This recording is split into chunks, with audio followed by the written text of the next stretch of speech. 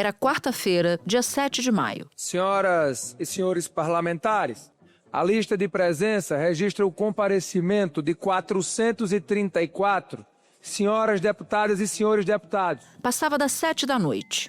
Hugo Mota, presidente da Câmara, abriu a ordem do dia no plenário. Votação em turno único da sustação de andamento de ação penal número 1 de 2025, decorrente do recebimento da denúncia contida na petição número 12.100, em trâmite no Supremo Tribunal Federal, em desfavor do senhor deputado delegado Ramagem. O caso do deputado do PL foi parar no plenário da Câmara dos Deputados depois de a Comissão de Constituição e Justiça, que é um órgão que funciona dentro da própria Câmara, aprovar um relatório favorável à suspensão da ação penal contra Alexandre Ramagem. Ex-chefe da Agência Brasileira de Inteligência, a ABIN, Alexandre Ramagem é réu no Supremo. Ele é apontado pela Procuradoria-Geral da República como um dos integrantes do chamado núcleo crucial da trama golpista. Logo depois de expor o que seria analisado em plenário, Hugo Mota arrumou a armação dos óculos como quem organiza a própria autoridade e pontuou qual é uma das suas atribuições. Cabe ao presidente da Câmara dos Deputados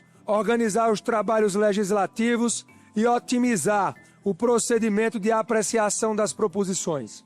Considerando que as imunidades parlamentares constituem instrumento fundamental para garantir a efetividade do princípio da separação dos poderes. A votação no plenário da Câmara terminou poucas horas depois, às 21h25. Por 315 votos a favor e 143 contra, os deputados aprovaram a resolução que suspende a ação penal do Supremo contra o deputado Alexandre Ramagem. E dias depois, no fim de semana, veio o movimento do outro lado da Praça dos Três Poderes. Os 5 ministros da primeira turma do Supremo Tribunal Federal votaram para limitar a decisão da Câmara dos Deputados. Segundo o julgamento da primeira turma do STF, a Câmara só poderia suspender os crimes atribuídos ao parlamentar depois da diplomação dele como deputado, que foi em dezembro de 2022.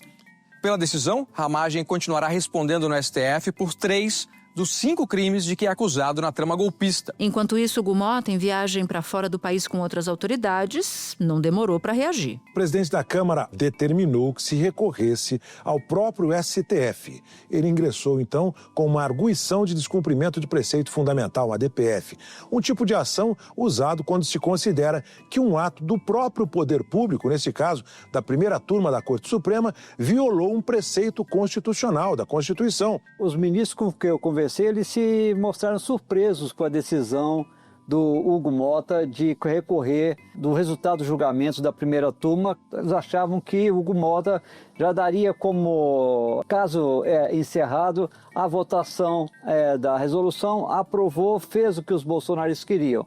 Só que depois ele ainda fez outros gestos para o bolsonarismo ao recorrer com essa DPF ali ao plenário do Supremo Tribunal Federal. Então, ali dentro do Supremo houve uma surpresa. A DPF não é a ferramenta jurídica correta para você questionar uma decisão de uma turma. Você não pode usar esse instrumento. Hugo Mota, quando divulgou a sua decisão, falou que o Supremo não estava respeitando a independência dos 3 poderes e estava afrontando o Legislativo numa votação que contou com o apoio de 315 deputados. Um jogo de estica e puxa que causa muita fricção institucional entre poderes. Mais uma fricção em uma relação já bastante tensionada.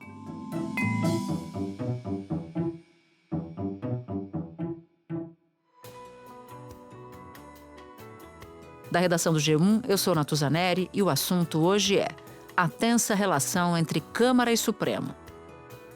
Como uma ação de Hugo Mota, presidente da Câmara, no caso Ramagem, reacende uma crise entre Legislativo e Judiciário.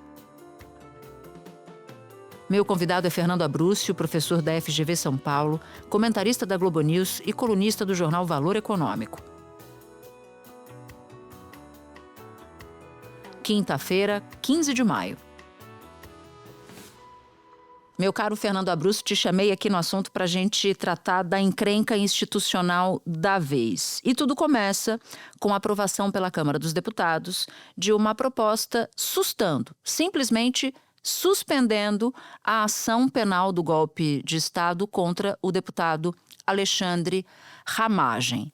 Como é que isso se deu? Por que a Câmara resolveu suspender a ação que, segundo a Constituição, só poderia ter sido suspensa para os crimes cometidos depois de Ramagem oficialmente se tornar deputado? Mas o que a Câmara suspendeu a ação penal toda, para todos os crimes, inclusive aqueles cometidos, supostamente, segundo a acusação, a denúncia contra ele, antes dele virar oficialmente deputado federal.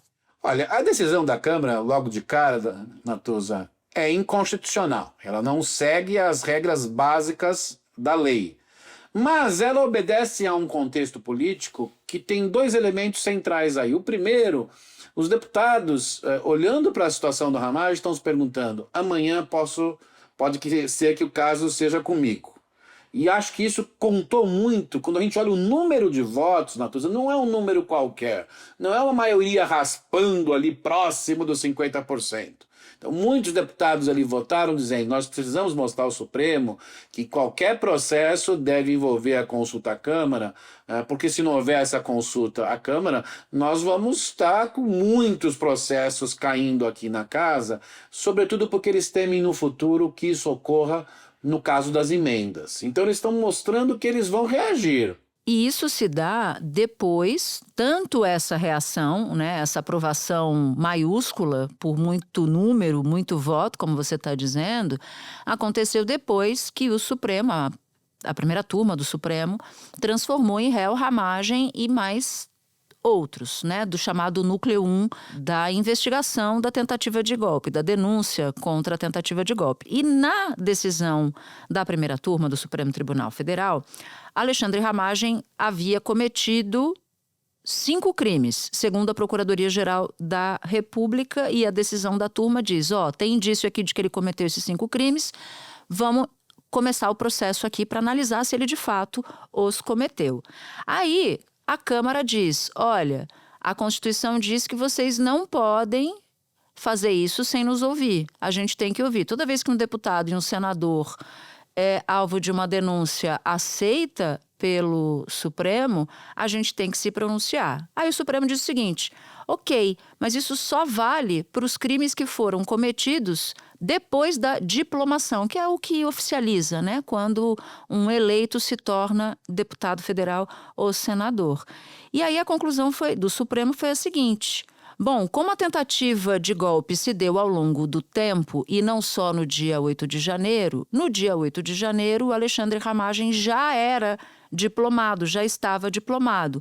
Portanto, a ação penal sobre os crimes de dano qualificado pela violência e grave ameaça contra o patrimônio da União, a Câmara diz não, ele não vai sofrer essa ação penal.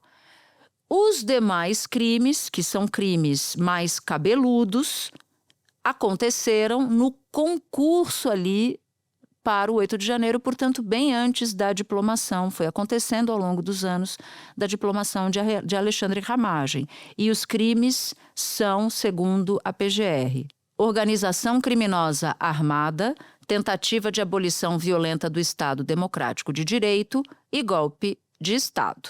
Aí, Abrúcio, na noite de terça-feira desta semana, o Supremo ainda estava votando, antes do Supremo publicar a decisão mantendo viva a ação penal para esses 3 crimes cabeludos contra Alexandre Ramagem, o presidente da Câmara, Hugo Motta, foi lá, recorreu ao Supremo dizendo: não, a gente quer que suste tudo, a gente quer que suspenda tudo. Basicamente, o Hugo Motta pede que o Supremo mantenha a decisão dos deputados que livrou Alexandre Ramagem de uma ação penal. Então, eu quero te pedir para que você explique que movimento é esse do presidente da Câmara, Hugo Motta.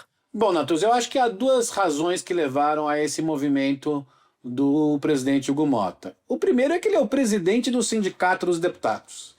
E isso se tornou uma norma nos últimos anos, que o presidente da Câmara já não é mais como era o Ulisses Guimarães, o presidente de um poder que tinha uma institucionalidade própria. ao longo do tempo e mais fortemente depois de Eduardo Cunha, uma forma de ser um importante presidente da Câmara, de ser um presidente poderoso, capaz de comandar a casa, é ser o presidente do Sindicato dos Deputados. Os deputados, se não sabem, deveriam saber. Hugo Mota sabe. Por quê? Porque ele passou o final de semana falando com todos os integrantes da primeira turma.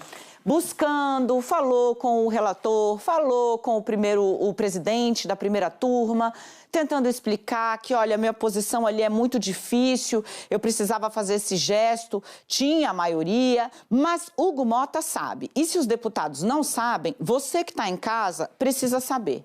É impossível recorrer ao plenário contra uma decisão da turma. E neste caso, na verdade, ele está defendendo o Ramagem, dizendo: hoje eu defendo o deputado Ramagem, amanhã eu defendo qualquer um de vocês. É bom lembrar que neste novo pedido ao Supremo, o Hugo Mota retira toda a possibilidade deste processo, digamos, de um trancamento da ação penal para todo o resto dos acusados. Ele restringe ao Ramagem. Isso é importante dizer. Ele deixou mais claro que ali ele está defendendo um par de sua casa, um deputado de sua casa, e seu papel é defender todos os deputados frente aos outros poderes. O risco do Congresso com essas medidas é se transformar na caverna do Alibabá. A caverna do Alibabá, os ladrões ficam lá e longe do alcance da justiça, né? E não que a Câmara tenha ladrões. Tem alguns acusados de crimes, mas é uma linguagem metafórica para dizer que o Congresso não pode proteger meliantes comuns, porque o exercício do parlamentar é muito nobre.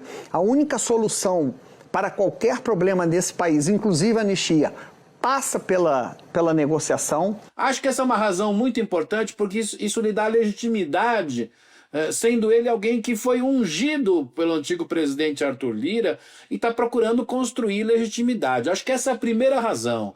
A segunda, Natuza, é importante também porque ele está mostrando para a oposição que ele está indo ao limite do seu poder institucional. É uma forma dele dizer: olha, não dá para ir com a anistia, mas eu estou indo ao limite do meu poder institucional. Não reclamem de mim, eu conversei com vocês, tive o voto de vocês na eleição, mas eu estou indo ao limite do meu poder institucional. Inclusive pedindo para que a decisão vá ao pleno do STF. Porque todo mundo sabe, Natuza, em Brasília, qual é a decisão do STF. Seja numa parte mais restrita dele, seja no plenário com os 11 ministros. Que eu acho que, por um lado, é uma ação corporativa, mas, por outro, a oposição fez uma troca, na verdade. Já que ela não consegue avançar no processo de anistia, numa coisa mais ampla de anistia, quando ela percebeu o sentido corporativo da Câmara, essa que foi a sacada da oposição, e muito boa sacada, ela colocou de tal maneira o texto que valeria não só para o Ramagem. Essa foi a sacanagem do texto da Câmara, na verdade.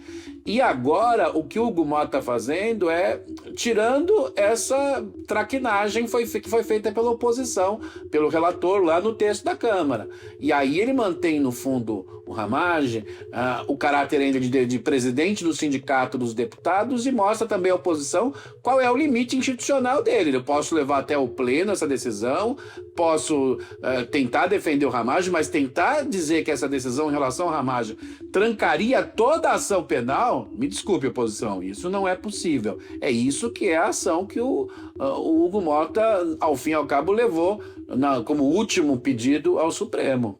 Até porque, no fundo, Natuza, ele está tentando dizer isso à oposição para virar a página, porque para ele ser um presidente forte da Câmara, além de representar bem os seus deputados, saber lidar com as maiorias da casa, ele precisa ter uma agenda própria.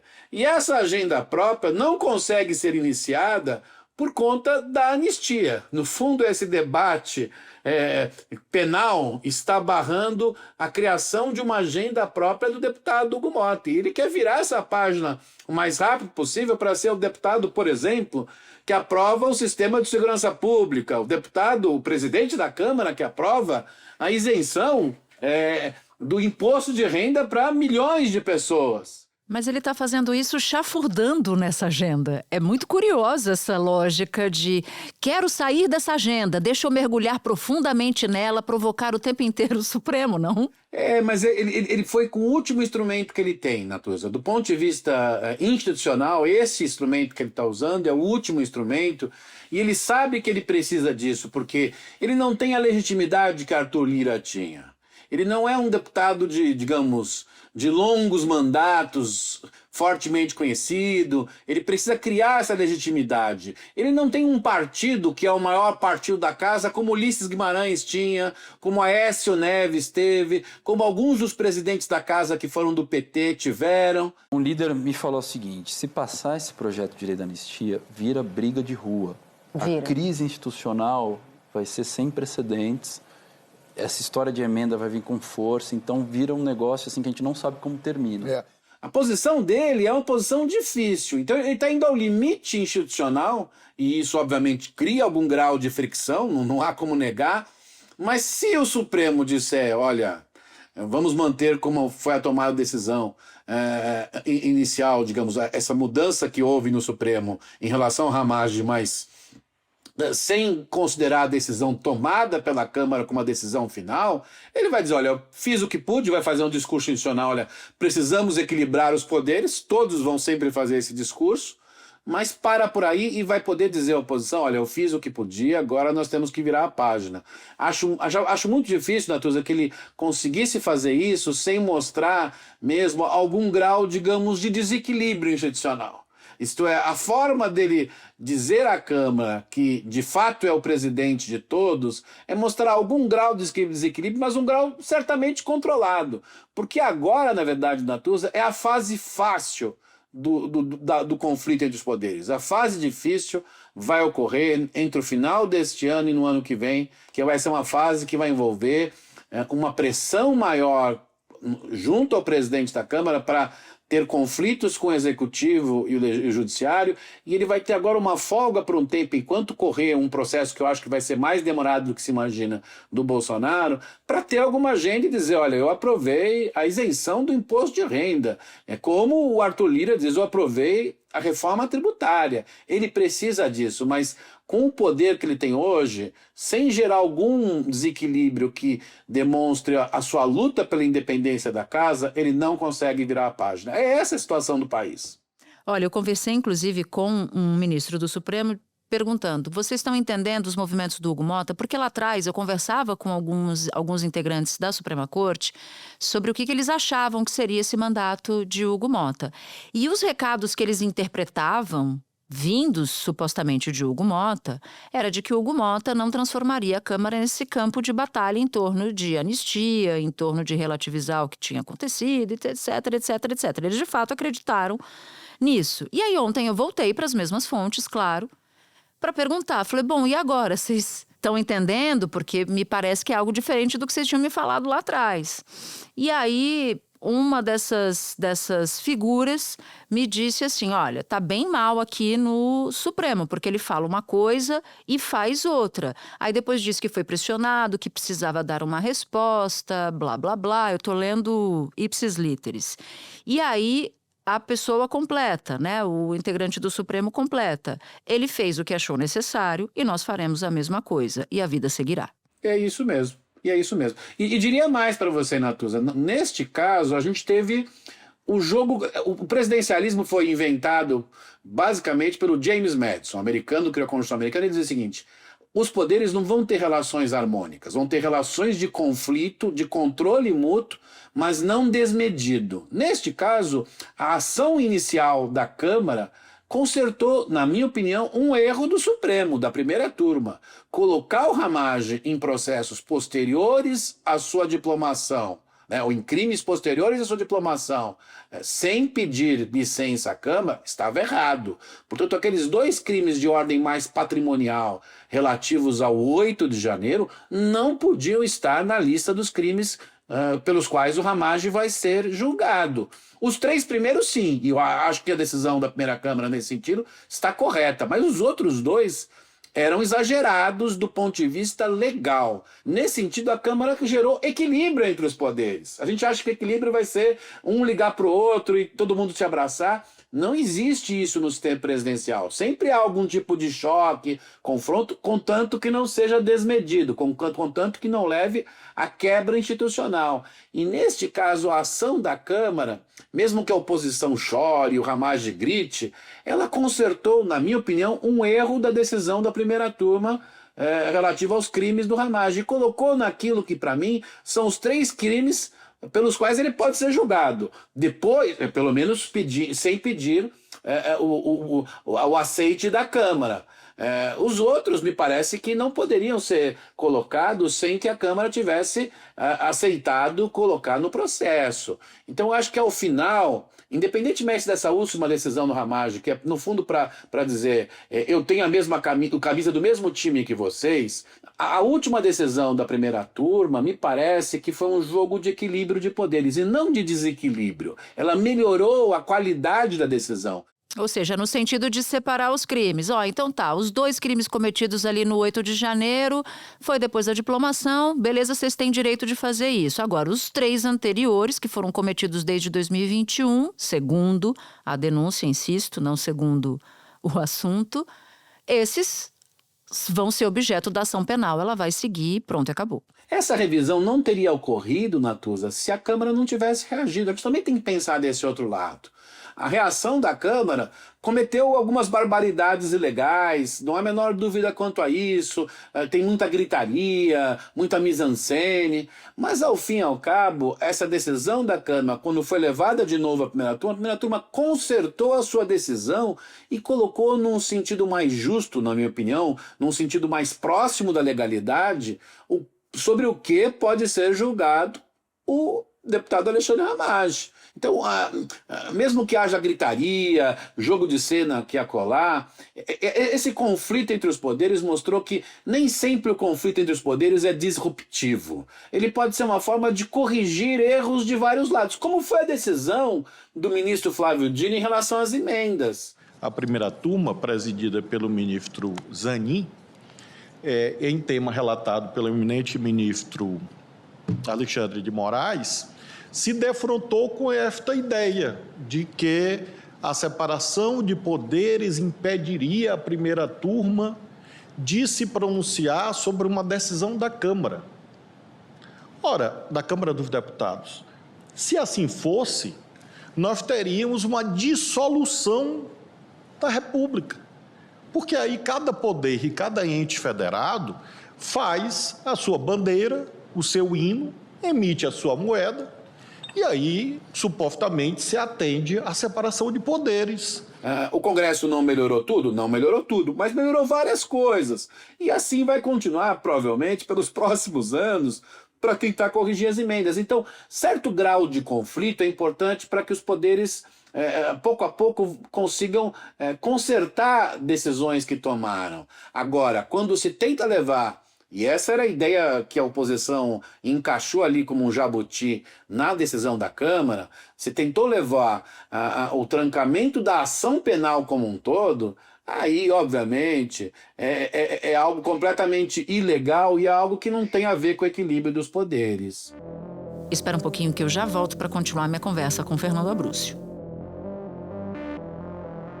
Agora, Abrúcio, antes de se lançar candidato à presidência da Câmara, o Mota se alinhava ao bolsonarismo, ou pelo menos dava esses sinais. Ele assinou projetos que são caros à direita bolsonarista. Durante a sua campanha pela presidência, ele acabou jogando um pouco mais também para o lado do governo. Há quem diga que ele prometeu a mesma coisa, só que com sinal trocado. Prometeu que ia patrocinar o projeto da anistia para os bolsonaristas e teria dito que não colocaria esse projeto em pauta, porque uma vez colocado se transformaria numa batalha campal e o próprio mandato dele ficaria meio que vendido.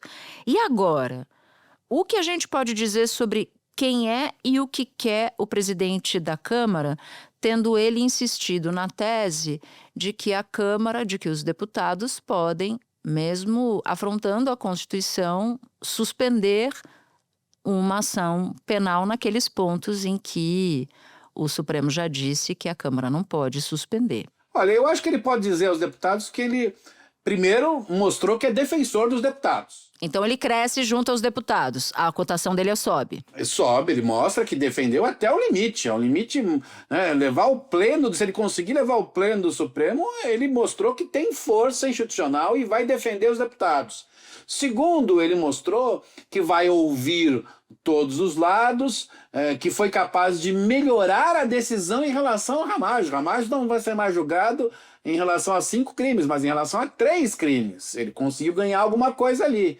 E terceiro, ele vai dizer, bom, fiz todo esse processo, ganhei a confiança de vocês, agora eu quero que vocês confiem no meu projeto. E meu projeto, a partir de agora, é aprovar projeto X, Y e Z para dar uma resposta à sociedade brasileira. O que não pode haver é opacidades e transparências relativas, porque o princípio é o da igualdade entre os poderes. A praça, sempre lembremos, é dos 3, e não de 1 nem de 2 poderes. E todos defendemos a democracia, porque sem democracia, este livro não é a Constituição, não é a civilização. É um pedaço de papel. É letra morta e vamos lutar pela Constituição. Eu acho que se a oposição de um lado foi muito esperta em colocar nesse projeto da Câmara a extensão, digamos, da decisão do Ramagem para todos, por outro lado ela gastou muita bala nesse processo. Isto é, num curto prazo não dá mais para falar de anistia. Não por acaso a oposição agora está procurando a discussão do INSS para recuperar algum lugar no debate congressual. E isso é uma vitória do Hugo Mota, não tem a menor dúvida que é uma vitória. Então ele consegue ter uma agenda. Mas a cotação dele cai no Supremo, né? Eu acho que ele pode recuperar isso com tranquilidade, porque ele vai dizer depois, vai falar, olha, eu tive que, de alguma forma, segurar os radicais do meu lado. É uma velha frase de um político do Império Brasileiro que dizia para outro, segure os radicais do seu lado que eu seguro os radicais do meu lado. Então ele está dizendo, eu segurei os radicais do meu lado, consegui controlar um pouco porque imagina esse pessoal, o que eles podem fazer nas ruas, nas redes sociais. Eu estou tentando segurar essa pressão que é muito forte, e o Supremo sabe que é forte. Então eu acho que um pouco de dano se tem nessa relação, mas se recupera muito rapidamente, porque o Supremo também não quer uma relação institucional ruim com o presidente da Câmara, porque o Supremo vai ter pelo menos 2 temas no próximo ano e meio que chocam muito com a Câmara. Um é o próprio julgamento do Bolsonaro e das lideranças bolsonaristas que tentaram dar um golpe de Estado. Isso ainda vai ter alguma pressão na Câmara. E o segundo é o das emendas. Então eles precisam encontrar um caminho, porque eu acho que ainda é a fase fácil, digamos assim, do conflito entre a Câmara e o Supremo. Quando é que começa difícil?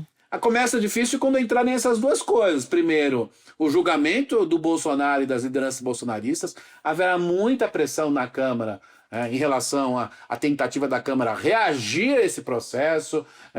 E isso, acho que o Hugo Mota vai ter que segurar vai ter que demonstrar uma liderança mais forte do que tem agora, e talvez ele imagine que, passada toda essa discussão de criar uma confiança em relação a ele, aprovando alguns projetos, ele ganha uma estatura política próxima do Arthur Lira e consegue segurar isso, como o Arthur Lira segurou, por exemplo, a votação do voto para acabar com a máquina, com o voto eletrônico, na verdade, criar o voto em papel.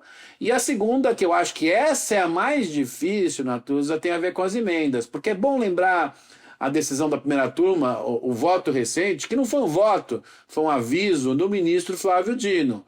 Vocês estão dizendo que a gente não cumpre o que vocês votaram, dizendo que a gente não está, digamos, respeitando a independência dos poderes, mas ainda existe a questão das emendas. Ele já avisou. Então esse tema é mais complicado, porque esse tema tem mais votos do que essa votação recente em relação ao Ramagem, inclusive de gente talvez do PT. Então, neste caso, é o caso mais delicado, e para isso, tanto o Supremo quanto o presidente da Câmara vão ter que conversar muito passado o problema atual e depois de passar por uma travessia difícil, que vai ser a travessia do processo relativo ao Bolsonaro e às lideranças bolsonaristas, vão ter que encontrar um caminho que essa discussão das emendas não atrapalhe o processo político eleitoral em 2026. Eu acho que esse é o tema mais difícil da agenda do Hugo Mota até o final do seu mandato. E para isso, por um lado, ele precisa de confiança dos seus pares, e eu acho que ele adquiriu confiança nesse processo, mas por outro, ele precisa de confiança do outro lado da rua. E para isso ele precisa aprovar uma agenda positiva do ponto de vista de legislação, digamos, criar mudanças positivas para o país, precisa demonstrar que ele não vai, no momento do julgamento do Bolsonaro, criar alguma legislação maluca para salvar o Bolsonaro, porque na hora da discussão das emendas vai ter que ter muito equilíbrio de lado a lado para que isso não tenha um efeito muito forte sobre as eleições parlamentares de 2026. Meu querido Fernando Abrúcio, muito obrigada pelas traduções simultâneas todas do que acontece lá em Brasília. Bom trabalho para você. Espero que tenha ajudado, Natuza. Antes de terminar, um recado. Se você ouve o assunto no Spotify e gostou do episódio, é assunter mesmo, dá 5 estrelas e compartilha esse episódio com quem você quiser. Você pode nos ouvir no G1, no YouTube e em todas as plataformas de áudio. Comigo na equipe do assunto estão Mônica Mariotti, Amanda Polato, Sara Rezende, Luiz Felipe Silva, Thiago Kazuroski e Carlos Catelan. Eu sou Natuza Neri, fico por aqui. Até o próximo assunto.